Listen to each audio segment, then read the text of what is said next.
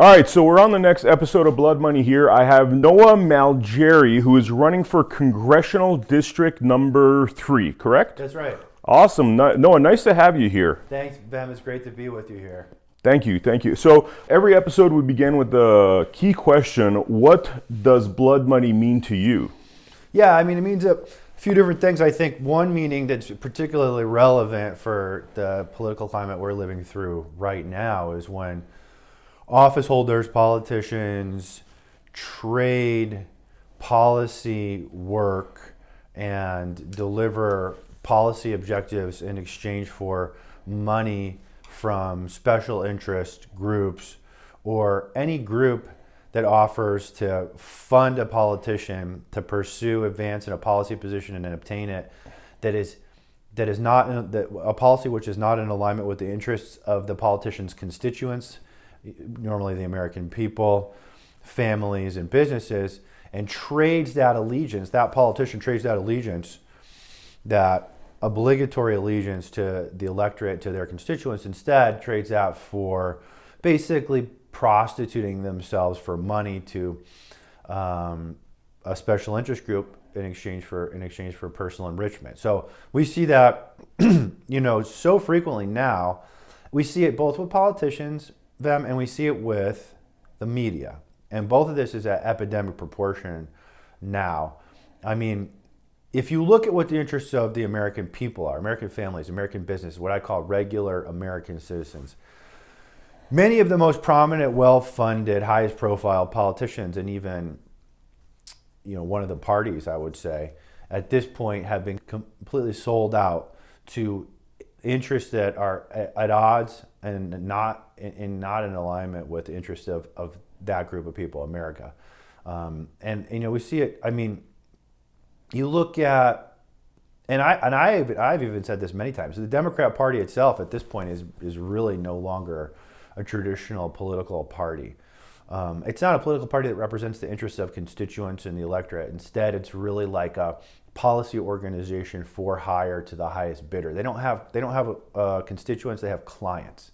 Mm-hmm. So the Democrat Party now, it has clients like the Chinese Communist Party, Big Pharma, Big Tech, Wall Street, media, moneyed interests, which constitute the 1% and the elite, but mostly corporate interests, a very small percentage of people, and those are their clients. And so what blood money looks like for a politician, an individual politician, is if I'm a blood money politician, I'll go out and I'll look for my first goal, my modus operandi, my business model as a blood money politician is to say, how can I get rich for myself and my family, increase our security, power, prestige, influence, affluence, and prosperity for as long as I can.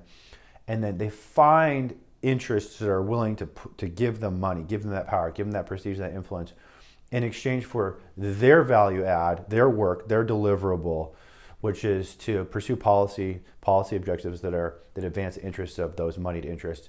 And then what they do is they say, in order to put a good facade on it and some plausible deniability to their nefarious corruption, as they say, let's look for some existing policy position that's out there in the political marketplace that incidentally aligns with this objective, and we'll adopt it as our own. Mm-hmm. And then we'll pretend to be a champion of this for legitimate, authentic, sincere reasons, but it's actually just secondary and incidental. So their primary objective is not to pursue any particular interest of any constituent or electorate who's a voter, but instead it's for these money interests, and then they dress it up. So whether it's COVID, whether it's World War III, you look at all the folks on television, the media, politicians.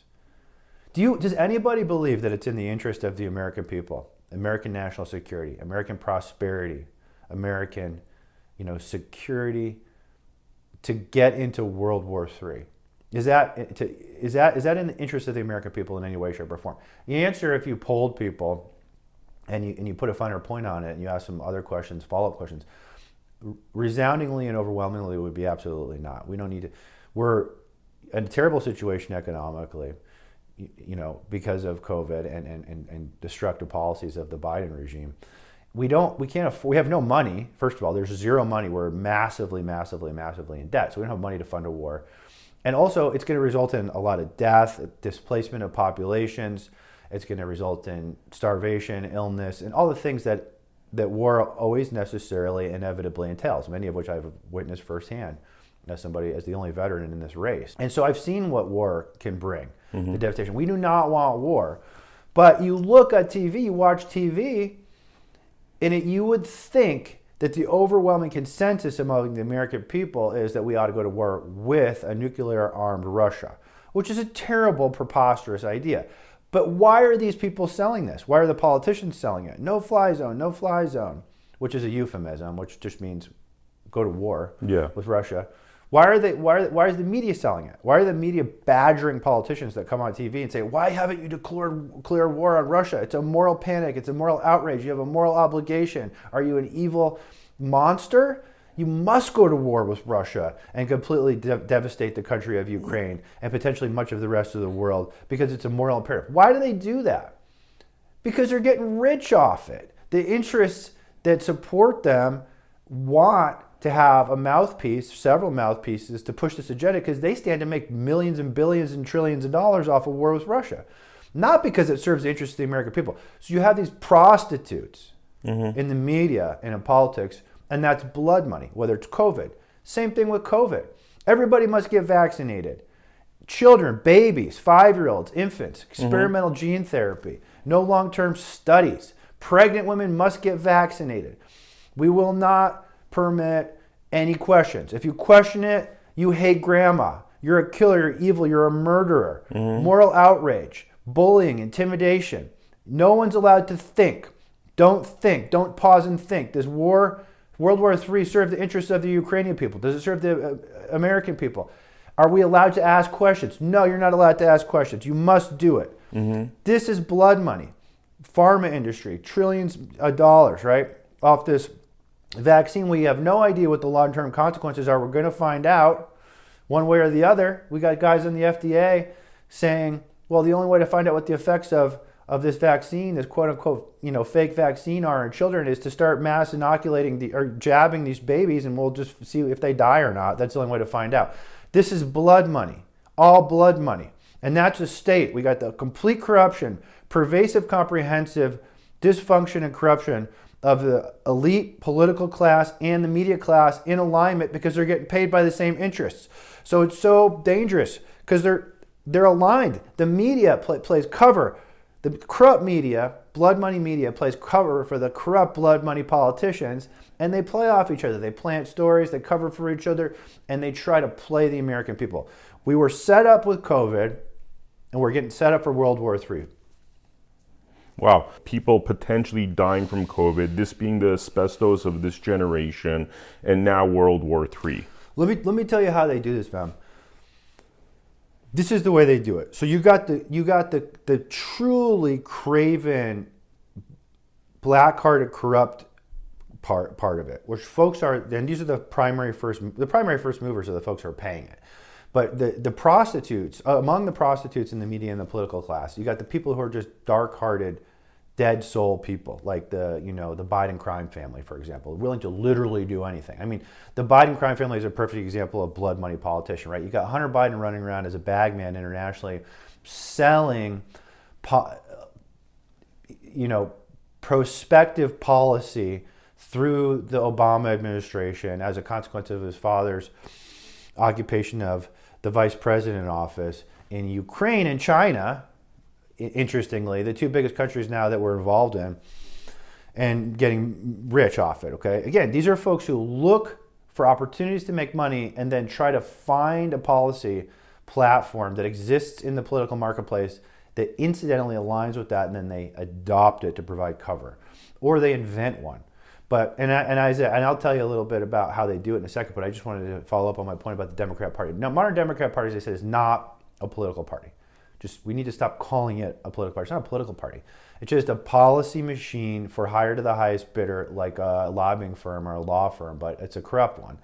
And so they don't have constituents, they have clients, And they work, everything that they do is to advance the interests of the Chinese Communist Party, Wall Street, big tech, big pharma, media are one of their clients. Okay?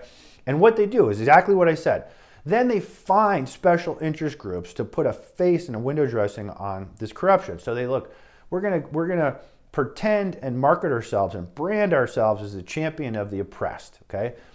So we're going to find some ostensibly oppressed groups of people, or we're going to create them. We're going to teach people that they are oppressed who didn't formerly know it, to create a constituent.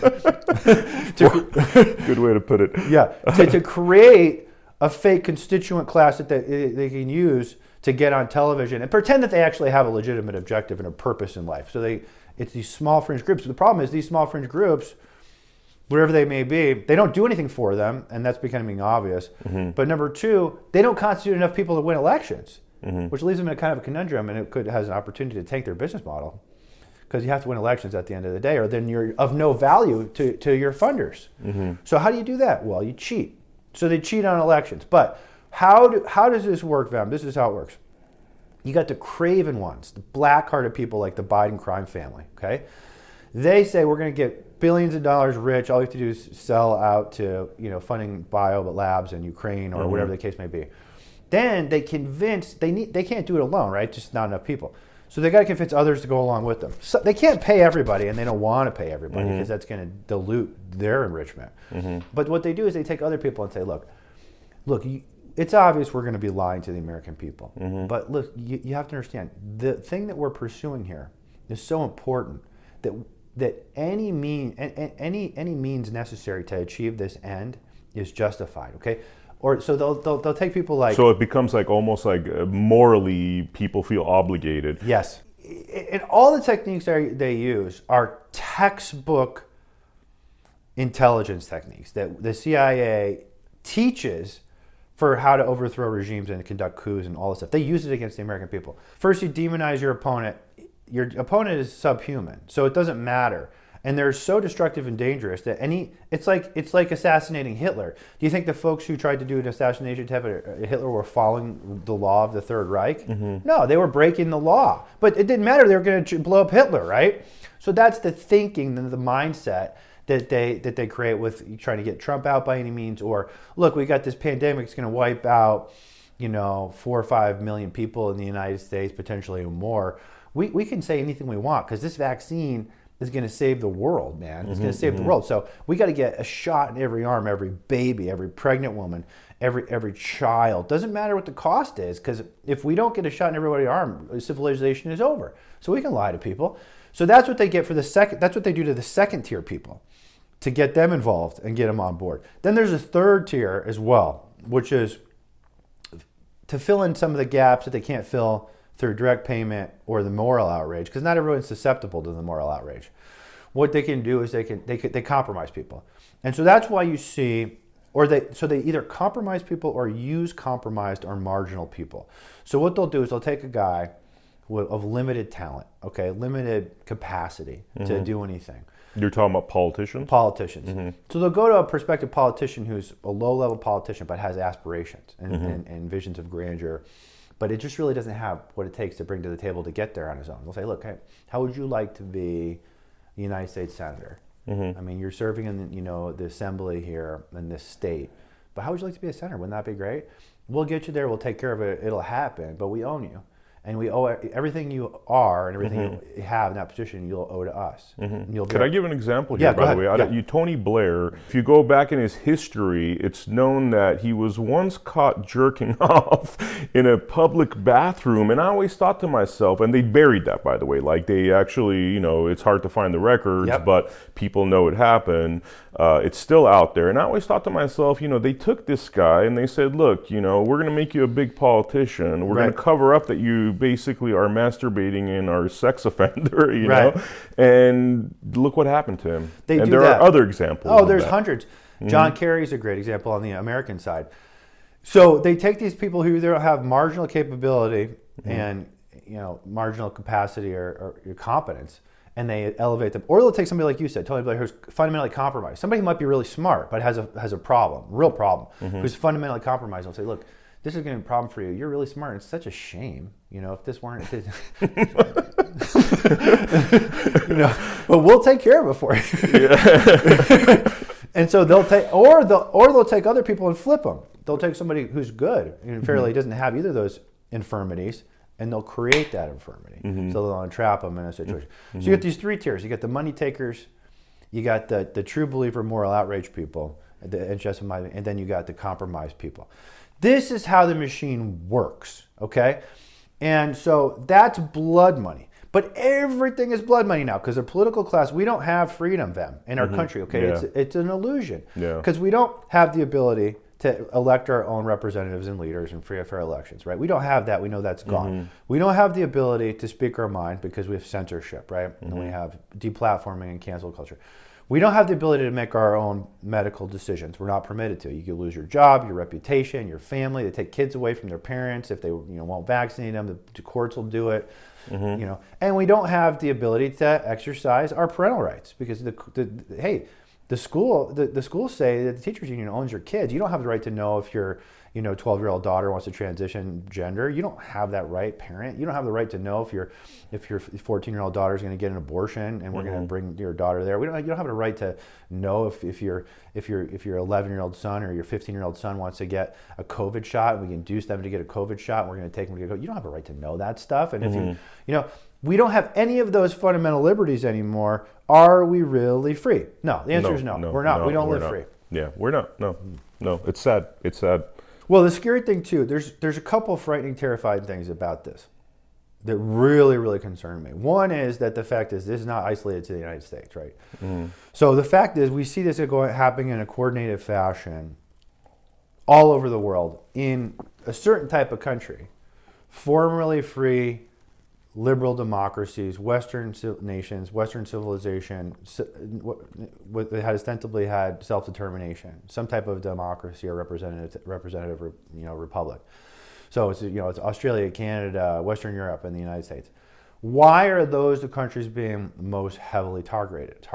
Because we're in globally a movement now. We're in the midst of it. My contention is we're already in World War III, and it's not the beginning of the end of World War III. This is not even the end of the beginning of World War III. But we're in World War III. But there's a movement to move away from a form of societal organization, which is organized around the principle of self-determination and individual liberties and freedom, which serves as an obstacle to what the people who control things see as the next phase of human existence and evolution, which is to be this more neo-Marxist techno-fascism, medical fascism, but it really is about centralized control and Marxism, and it's about authoritarianism. And another aspect and a characteristic of this new society that we're moving into globally is that in the post-World War II order and prior to that, the most powerful entities in the world were the nation states. The nation states could control, create laws and rules for how corporations operating within their borders would behave, right? And conduct themselves. Now, the nation states are of merely residual importance. Okay, the corporations themselves now run the nation states. So now we're in an existence where the most powerful entities are no longer ostensibly representational organizations to serve for the benefit of their citizens, but rather commercial organizations whose only obligation is to maximize profits. Now, those are the most powerful entities, and they retain the nation state and the illusion of freedom, as we've talked about, because that's useful because they want to use the administrative and regulatory capacity of the nation states as a means to help implement their big picture policy objectives. So now the corporations, Pfizer and all these corporations run the world now. Okay, it's not the United States. It works for Pfizer. BlackRock. BlackRock's these massive investment organizations that can set rules for corporate governance and ESG and control the media, control the message at the same time. Control the media, control the message, refuse to invest, pull money out, and control. So they can implement control, but the corporate interests, which are commercial interests, they're not nonprofit organizations, they're for-profit organizations, are just looking to maximize their consumer base. And that's going to be through control. It's going to be through regulation. It's going to be through authoritarianism. And the scary thing is we live in a world now really of turnkey authoritarianism, but it hasn't been fully turned on. The key is in the ignition, and it's starting to turn. It's on accessory now, so you can turn on the radio, and you can turn on the headlights, but the engine's not running. Okay, but the key's in there, and what I mean by that is all the apparatus and infrastructure for complete 100% totalitarianism exists right now. It just hasn't been turned on for nefarious purposes yet. So every spending decision you make, every deposit, withdrawal, purchase that you make, everything you say, not just online. My phone's listening to me right now, right? It's listening to me right now, and there's gonna be ads that come up later that correspond to the conversation that we had. Everything I say online, in private, every telephone call, every text message, every email, every travel decision, every decision I make for employment, everything I do is susceptible now. It's in a government database, or can be in a government database, and much of it already is we found illegally. And they have the ability to control. Canada, Justin Trudeau is already freezing assets, freezing bank accounts for people who gave $50 to the truckers movement. You know, it doesn't matter who you are. So we live in turnkey authoritarianism. It hasn't been turned on. So the question is, will we as free people wake up and take the key out of the ignition? Because it's going to get turned. When it's turned on, you'll have no freedom. And so the concept of liberty and freedom then is going to be flipped on its head from what it has been historically, which is in a Western democracy, you could do anything you want except that which is illegal. You can do whatever you want except which is illegal. The concept of liberty is going to be flipped, and it's going to be you can do nothing unless and until you receive affirmative permission from the government. And that permission is going to be granted to you based on, or as a function of, the extent to which you behaved and conducted yourself in conformance with whatever the government says is right or wrong, and good and evil. And also, another aspect of this is historically, our countries and our societies in the West and Western civilization have been organized around the principle of right and wrong, objective virtue and vice, good and evil. But instead, they're flipping it to something that's far more useful, has much more utilitarian value for authoritarians, which is to say, the only dynamic that matters and through which the lens through which every policy decision must be made is something that is oppression and victimhood. So it's just pure fundamental 101 Marxism. And there's no good and evil. Good is anything the state tells you to do. Evil is anything the state prohibits. All you care about is oppression and victimhood. And as we said, they could pick victim classes at will that align with their policy objectives incidentally, or they can create one. They can create a victim class, and they've done it many times. They come up with a new one. They'll come up with a new one. You know, trans rights is the civil rights struggle of this century, according to what they've created. Now, is that really true? I mean, do we really believe that? Because how did that just all arise from nothing, right? Now this is allegedly the biggest civil rights battle that exists. Perfect example of them creating an oppressed group and for utilitarian purpose, right? Yeah. This is what they do. So this is the illusion that we live in. Do you think we're going to get out of this? Or are we going down the road of authoritarianism here? Yeah, I think we're way down the road of authoritarianism. We're already a day late and a dollar short to this fight. We're already on borrowed time. There's not enough people awake. You know, I said before, there's a couple things that terrify me about this, not so much what they're doing, one of which is that it's happening globally in a coordinated fashion, which is extremely concerning. And number two is that there's just too many of us who are asleep still. Because there's still today, as we speak on this date, at the date of this interview, there's more of us than there are of them, okay? And they can't arrest us all, okay?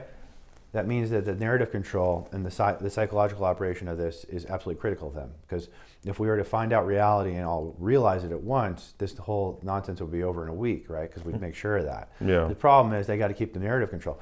But, you know, so I think we're headed well down the road of authoritarianism. I think we're late to the fight. I think, you know, I'm playing for time right now. I mean, I think right now we may not achieve total victory. The forces, powers, and resources that are arrayed against us are too well organized, too well planned, too well funded and resourced, and it'll be a challenge. We're going to need a miracle. We're going to need to get on our knees and pray.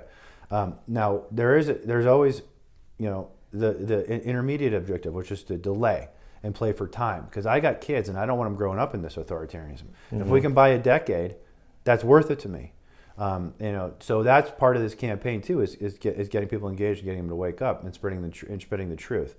You know, one of the characteristics of this whole climate that we're living in is that now, I mean, you know this, man, but value of any commodity is a function of its scarcity, right? Mm-hmm. Whatever it is, diamonds, gold, water, oil, wheat, it's a function of its scarcity. The scarcer it is, the more valuable it is.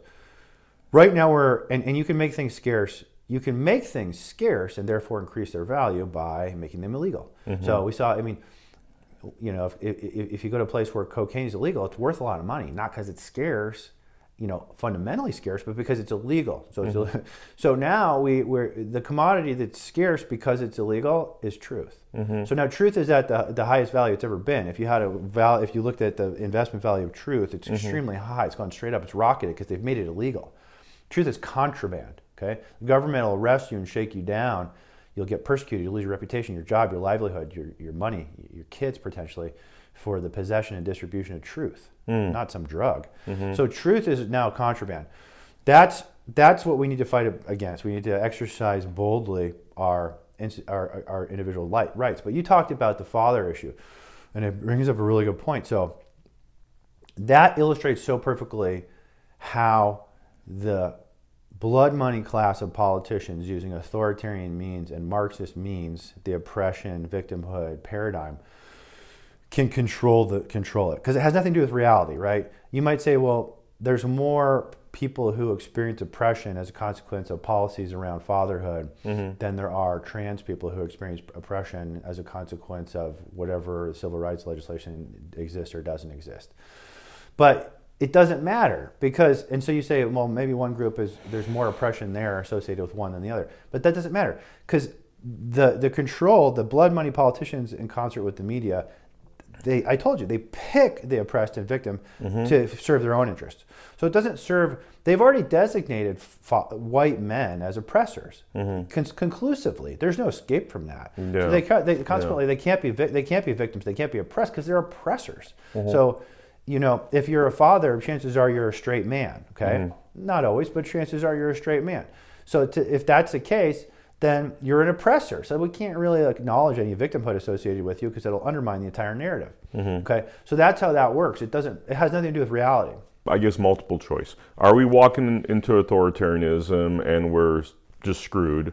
Are we looking at revolution or civil war? Are we looking at the government conducting genocide against people that dare to fight back? Or what do you think? What would you say your future prediction is about what's coming over the next 5 to 10 years? Well, I will tell you this, from a military perspective, the way you conduct a military operation sometimes is you have a military objective and a kinetic military objective. So you conduct an ambush, okay, mm-hmm. or you're gonna conduct an invasion. So you have a time and a date set for that to go off, right? Mm-hmm. But before that, you got 3 weeks to do it. It's 3 weeks before it happens. You're training, rehearsing, and then you're prepping the battlefield. So what you're doing is you're setting the conditions or creating the conditions or maximizing the conditions for your ultimate success on the day of the launch. Mm-hmm. So that means you're going to go in there and you're going to do whatever you can to make sure that when it happens, it goes off smoothly. But then on the day of the launch, once you hit it, now you're in the main effort. Okay, so now you're in the main effort. Now up until the launch, something could come along and you might postpone the date of the launch. You mm-hmm. might postpone the date of the main effort. You mm-hmm. might say, something happened, it was unforeseen, but now we're going to postpone it. And you might back down, you might back off, and you might change your plan. Because you have the luxury of doing that. But once you're in the main effort, you don't ever double down now. You don't ever back down now. You double down. You're there, You're there and you go through. The only way home is through now. Mm-hmm. You have to complete the mission at whatever cost at this point. Okay, you can retreat, but it'll be a massive cost, and it'll be years before you can fight again, maybe potentially, or weeks or months at massive loss. So we're in the main effort right now, and I told you this is being conducted like an information psychological intelligence operation, but mm-hmm. it's global, and we're in the main effort. So what does that mean for us? You asked, what's the outcome? How's this going to end? Well, I don't think they're going to be backing down now. So mm-hmm. my fears are manifold. But as you mentioned, it's in their interest always to create disorder and to create unrest of any kind, because then they can take order out of chaos, but it's their order, right? Mm-hmm. It's their prescribed brand of order. So you have, thesis, antithesis, synthesis, whatever the Hegelian dialectic that you want to choose is. But they foment unrest to use the opportunity to create fear, panic, anxiety, and a desire for safety, to elevate the desire for safety, so people are more willing to trade liberty for security because that's their most urgent and imminent need in the midst of this unrest. And so then they can implement whatever their policy is. And so that's what we see. Now, my fears are with just the fact that we're in World War III, right? We're in World War III now, so we're going to that's why they're trying to foment all this unrest, actual hot war with Russia, but it's already messed up because 25% of the world's wheat supply is supplied by Ukraine plus Russia of the world, and a big portion of that's supplied to Northern Africa and some parts in Southeast Asia. So they're already having food riots in Northern Africa, so the wheat's not getting there. Wow. So there's going to be potentially a massive famine in parts of the world, which will create a refugee crisis, which I love. Refugee crisis is their favorite thing in the world because that's automatic victimhood and oppression, and they plug right into that. Because they can say, look, these people, I mean, what are you going to do? Hey, look, the Ukrainian people, man, they're suffering. So we gotta prolong the suffering to save them. You know, the Ukrainian people, they're suffering. There's a hospital that's bombed. We have to send them more weapons of war so that the bombing will continue longer and longer and longer, so we can continue to send them weapons so the bombing will continue longer and longer and longer. And eventually one stray missile will go into a NATO country, and then it's on. It's green light, full World War. You know, so but the same thing with the refugee crisis that's coming, or the supply chain thing with the fuel and energy that they've created intentionally to drive people into feeling powerless, weak, food insecure, money insecure, impoverished, scared, anxiety, and then they can say, hey, here's a, you know, same thing with COVID. Well, everybody's going to die. I mean, the whole country is going to die. I mean, 2 million, 4 million people are going to die. So do what we say, or else you're screwed. Yeah. You know, don't think about it. So they always try to foment these things. And so my point is, I don't think they're going to back down. So COVID, again, to me, was a test. Okay, COVID was not the biological offensive that they plan. Okay, but it was probably the last test before the real one. Because COVID is relatively benign, large scale, in real data terms for most people. Now, it had exacted a horrible cost on some and many. But big picture, they created it into a pandemic because when they actually launched something that is a pandemic, they wanted to see how people respond and react. And what systems that are in place that actually work for them and which ones don't. Which ones need to be fine-tuned and adjusted, refined, and personalities that need to be replaced because they're not going to be useful. So when the real one comes, that they actually launch on us, okay, it's not going to be an upper respiratory, you know, transmissible virus like that causes you to get sick and have the flu. It's going to be something much worse. It's going to be something much more terrifying. It could be some type of hemorrhagic fever, like an Ebola type thing, where you're bleeding out of your eyes and it affects everybody and children. But this was a test, and the test was, I mean, clearly it was a genetically engineered virus. They had the vaccine already either ready or in development substantially before the virus came to the United States, and it was all planned out. And you know.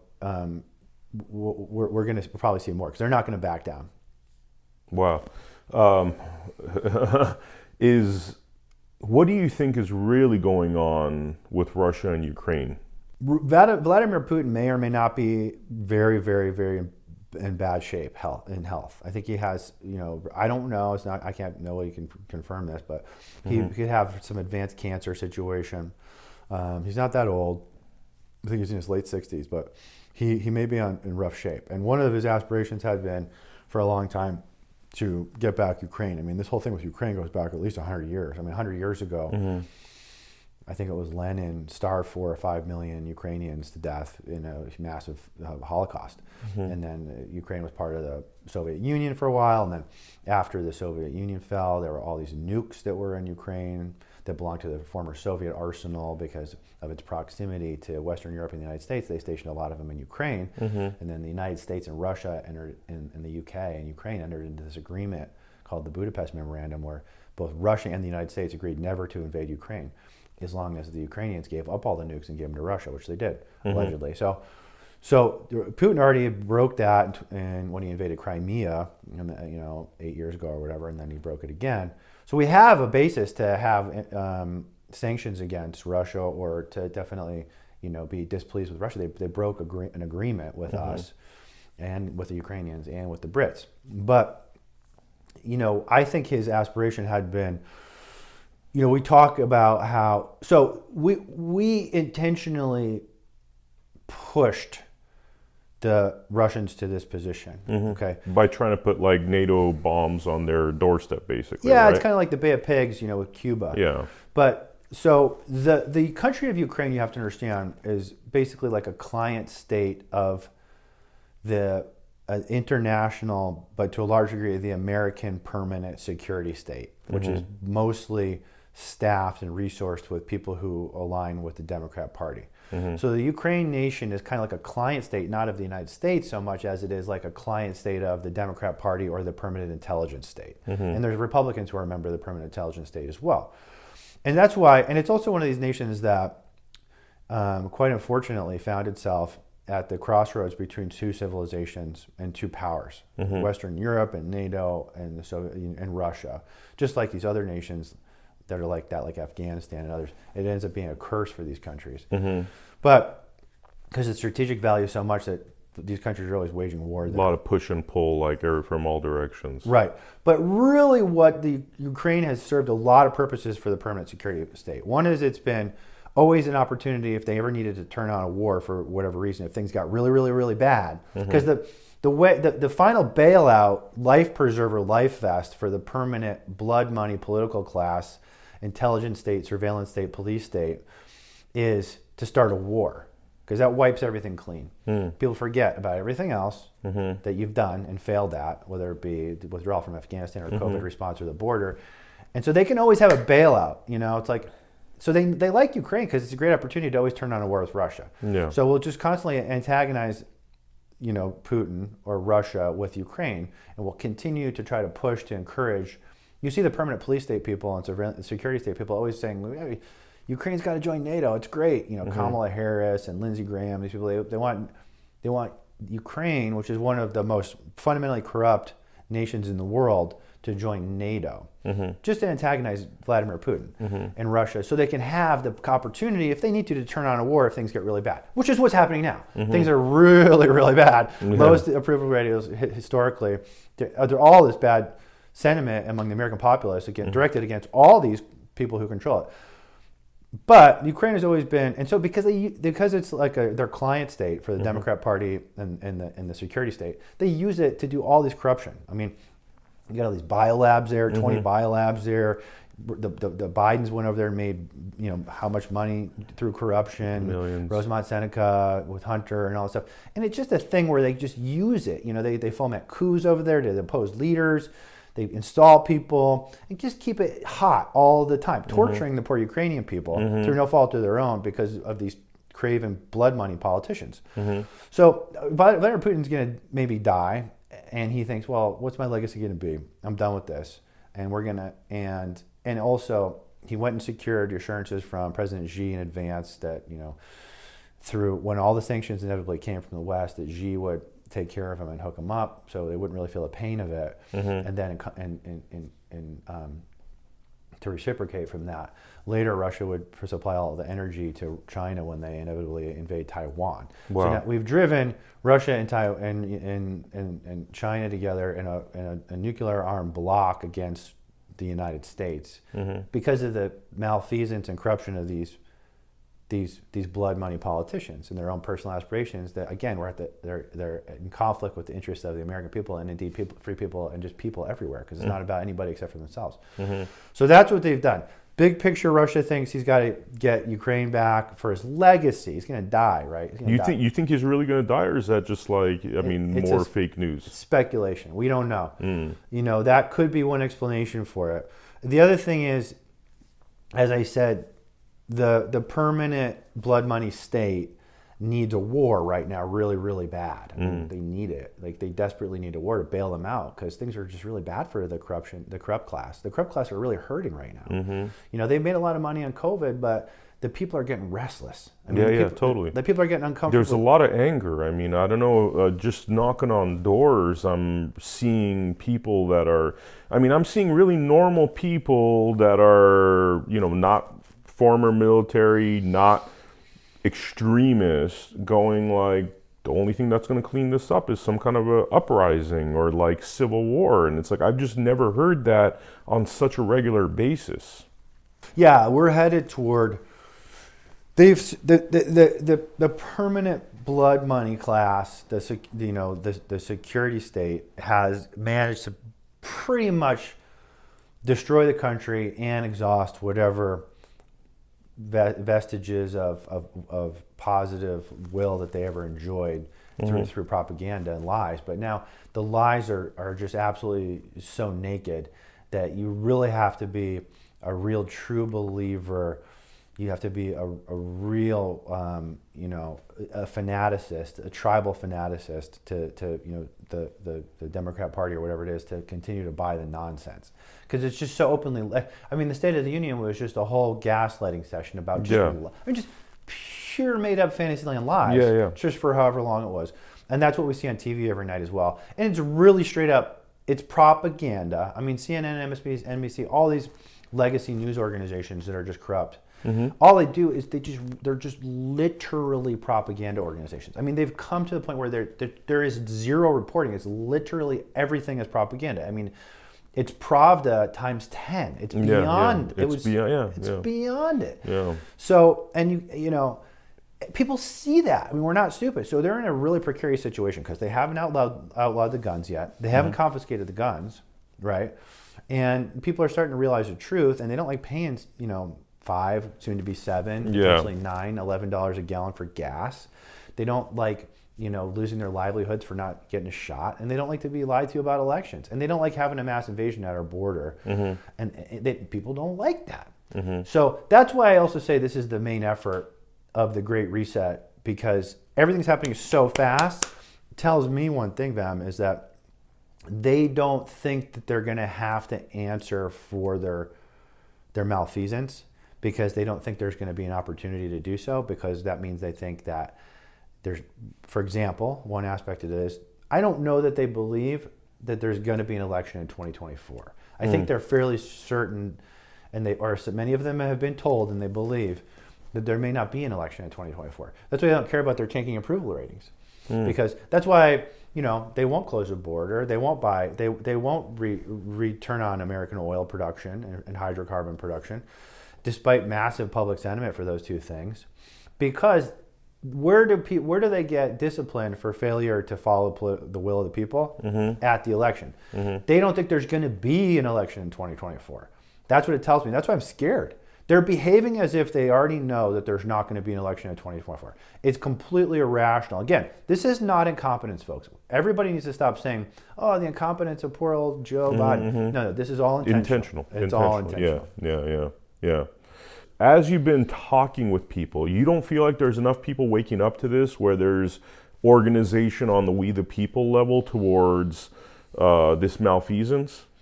Yeah, there's a couple stages to it. So there's subjective individual awakening going on, but the people have not yet understood that other people feel the same way yet.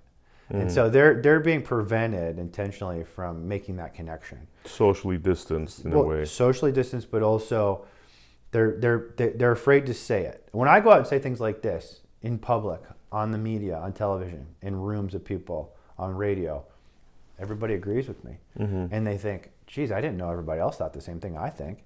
So there's subjective individual awakening, but they haven't made the connection. That's the next stage. That, geez, this is it's called affirmation and reassurance. And it's called confirmation. That, look, because they're being told on the news all night, if you think these things, you're insane, and you're a traitor, you're disloyal, you're a conspiracy theorist, you're an insurrectionist, you're a domestic terrorist. If you believe these things, certainly if you say them, you're a domestic terrorist. So they haven't made the connection yet. Wait a second, everybody thinks the same thing I do because it's plain as day. And when they think that, this is very particularly dangerous. And that's why I get out there and try to say these things all the time, because I want people to wake up to make the connection that we're all on the same page on this. It's extremely dangerous for the permanent security state when this happens, because what happens when everybody gets together and they realize that they're all thinking the same thing? Well, one is then they can do the next thing that you said, which is organize. But it also, they feel really, really burned, and they're pissed. Betrayed, They're betrayed because they were lied to. And now they're pissed. So that's where we're headed. You know, it's a race. Is the deep state, you know, security state, blood money class going to be able to enslave us or oppress us sufficiently so that by the time we do awaken, it's too late? Or are we going to awaken, come together, and organize before that point? That's the relevant race of our time. Because it's global. The same problems that we're facing here are facing Australia, Canada, all over Western Europe. If this happens first and we all awaken, come together in solidarity, and then organize before they're able to implement the sufficient control mechanisms to prevent us to resist, then they're in trouble. But as I said, they won't back down, so it'll probably end up being some type of disgusting civil war. Bloodshed, yeah. I definitely, yeah. I mean, whoever I talk with is, I had another conversation yesterday with a legal historian intellectual that's written books about this stuff and is a former Marine as well. And he's just like, man, it could be like Civil War was like 500,000. This could be like 5 million. He's like, he could not see another solution to this problem because of the same issues that you bring up. Noah, is there anything you want to say about your candidacy and the fierce urgency of getting somebody like you in office that understands what's going on? It's absolutely 100% critical if we want it, not to elect me, but to elect enough people who know what's going on. Number one, are willing to articulate it in a way that makes sense. Two, in public. Number three, without censorship or reservation. Number four, consistently. Number five, and have plans to address it and are willing to follow through on those. Number six, if we don't address, the whole Republican Democrat thing now is not really useful. I mean, even conservative, liberal is not really useful. The main dynamic that's at work now, flat out, is brass tacks. It's authoritarianism and freedom. And exactly. it's propaganda and truth. So you need people. Just pick people who are 100% pro freedom and truth, unashamedly willing to put themselves out there, who have gone through the gauntlet, have been tarred by the media as I have nationally, have already been labeled as one of the most dangerous GOP candidates in the entire country in 2022 by national progressive media. And that's like a badge of honor at this point, brother. It is, because I am a dangerous candidate when it comes to the danger that it presents to the rise of authoritarianism. Yeah. And I think that we need to get candidates like that. But again, do I have a high degree of confidence that we're going to win this fight? No. As a former military plans officer, someone who practiced law on 3 continents, lived around different places and done things, I don't have a high degree of confidence that we're going to win this. Is it possible? Absolutely. And with God, everything is possible. But the reality is, we can always, even that being said, we can always play for time. And we in time. Remember, their technique right now is rush. Everything rush. War with China. I mean, war with Russia and ultimately China probably. But war with Russia, COVID vaccines. Don't think, rush, because they have to implement their control mechanism again before the truth and self-awareness, solidarity, and organization takes hold, because then they're kind of screwed, or it gets a lot messier. So if we can play for time, spread the truth, I think we're in a much better position. I don't know that we're going to prevail. One other question I want to bring up. There's a lot of people I know that have bought land in the middle of nowhere, that are basically building small communes or communities with their own food supplies, with their own water supplies, with their own fruits and vegetables. And essentially, these are popping up all over the place now because people feel like this. One of the reasons this is all happening is because the central banking system, which essentially has a cycle of life to death, is dying, and hence all these nefarious powers are trying to rush us into this new world, whether it's the metaverse, whether it's authoritarianism and more control, because their entire system's falling apart. That's why that's what a lot of these people believe is a reason why we're experiencing a lot of things you just discussed, right? What do you think about that kind of an approach? Yeah, it's absolutely true. So one of the aspects of the total authoritarianism is financial authoritarianism. Okay, it's already being beta tested in places where they're freezing your financial assets, and that's why all these authoritarians like Fidel Jr. up north. That guy is, he's a real terrible guy. So the current global financial system is actually it's not going through a natural life cycle death. It's actually being killed. So what they're doing, because one of the aspects of the full authoritarianism included, we have medical authoritarianism, information authoritarianism, but you need financial authoritarianism. The problem is cash presents an obstacle to that, right? If I have cash, it's anonymity. So I can do whatever I want. I can give people cash, right? And there's no paper trail. So that's a problem for the authoritarians. That's intolerable for them, okay? So what they need to do is they need to destroy all the sovereign currencies that are associated with cash. They need to destroy anything that has a cash value. So the U.S. dollar has to be destroyed. That's why they just passed another 1 point. Yeah. So they're just trying to destroy the currency. That's why we have runaway inflation now. What's the real number? It's at least 20%. Undoubtedly, we don't know. Ultimately, this leads and by the way, all the inflation that's already been injected structurally hasn't even manifested yet. So there's much more inflation to come. Even if we stop today, there's massive amounts of inflation to come just because structurally the inflation hasn't even manifested. But it's going to end up destroying the currency, which is by design, and it's happening all over the world. Other central banks around the world, in order for them to replace it with a digital currency. Digital currency is great because then you can give people timeouts for bad behavior. You can freeze their assets, your spending power. You can give them an allowance. You said something bad, Noah, on social media. You're talking about the stolen election. We know that's not true. So you're going to be limited to $1,000 per month for 4 months until you reform your behavior. They can do any of that, and they'll do it. 100% guaranteed they're going to do it. So they're crashing the sovereign currency systems around the world, the American Reserve currency status.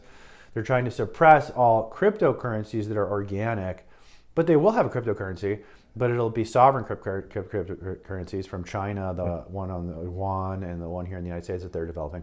And that'll be the one you're required to use, and they'll have 100% control over it. You don't get your COVID shot, doesn't mean you're not going to be able to go to Chipotle and get a burrito. It means you're not going to be able to pay your bills. You're not going to be able to pay your heating bills. You're not going to be able, until you get that shot, you're not going to be able to pay your bills because it'll be frozen. Your cryptocurrency will be disabled. It will be non-functional. It'll be suspended. You'll be in timeout because you're a bad subject. You're not a citizen anymore. Now at this point, you're a slave. You're a slave. So that's where we're headed. Yeah, and the way to combat that: grow your own stuff. Grow your own stuff. Have your own water supplies. Have your own land. At least have it on the side. It doesn't cost that much money to get like acres of land, but get off their system. I agree. And again, I 100% agree, although I think it's a medium-term solution at best. I think you can play for time that way. Again, once they implement the total authoritarianism, it's not like the old days where you could be a fugitive from justice in the Wild West and be Jesse James, commit a bunch of murders and be on the run for 40 years, something like that. No one's going to be able to run. No one's going to be able to hide. No one's going to be able to escape. You can have your own thing, but they're going to have ways to control you. And you can have your own, and it's going to help you. Self-sufficiency is never bad. It's always good. Decentralization, getting off the grid, self-sufficiency, always 100% valuable. But you're playing for time, and that's extremely relevant. If you have young kids, you at least want them to have a normal childhood of freedom before. So I agree with that. I just don't think it's a long-term solution to what we're facing now, especially as they're, moving to the next evolution of the vaccine program, which is going to be self-propagating vaccines, airborne vaccines that self-propagate. So it's not going to be a matter of taking the jab anymore. It's going to be a matter of they're going to introduce the vaccine into the wild and it's going to spread, or vaccines in food. So it's going to be genetically engineered food that you buy from the grocery store. You're not going to be permitted, just like in some places you're not permitted to collect rainwater on your own property and drink it and process it for yourself. You're not going to be able to grow your own food. They'll make it illegal. Even you can do it, but they'll make it illegal. And you'll have to drink the food and drink the water and eat the food, which is going to have vaccines in it. It's going to have the vaccines built in genetically and so forth. So that's why Bill Gates is buying all that land. Yeah. So again, I pray and hope, but that my kids will grow up and at least make it to adulthood before it gets to the point of this authoritarianism. But I can't, in my professional opinion, hold that opinion because I think we just don't have enough organization. We don't have enough public sentiment, and if we can get drastically farther along that direction, we might have a chance. But we're not there yet. Is there anything you'd like to say in closing, Noah? This great interview. I think this is super compelling. Well, I would say, folks need to just kind of take this stuff seriously. This is an operation. We're crime victims. We're being subjected to abuse and exploitation. We're deprivation of our fundamental guaranteed civil liberties and rights that are constitutionally our birthright in this country as citizens have been systematically taken away from us illegally. And we are crime victims. There's been a coup. There's a global and on the national level, the Biden regime was installed. They were not elected. DC's occupied territory, and they're in a cold civil war with the American people right now on behalf of foreign powers that seek to enslave us. That's what's going on.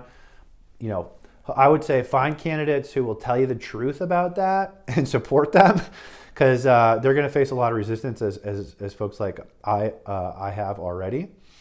But you need to find and support such candidates. Like Vem was saying, anything you do to buy us time so that we can organize.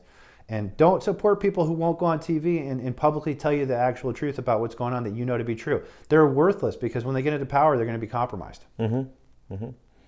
Awesome, Noah. I really, really appreciate your time. This was definitely an incredible conversation we just had. And thank you for coming down on the Blood Money podcast. Absolutely. It was a pleasure to be with you, Vem. Thank you.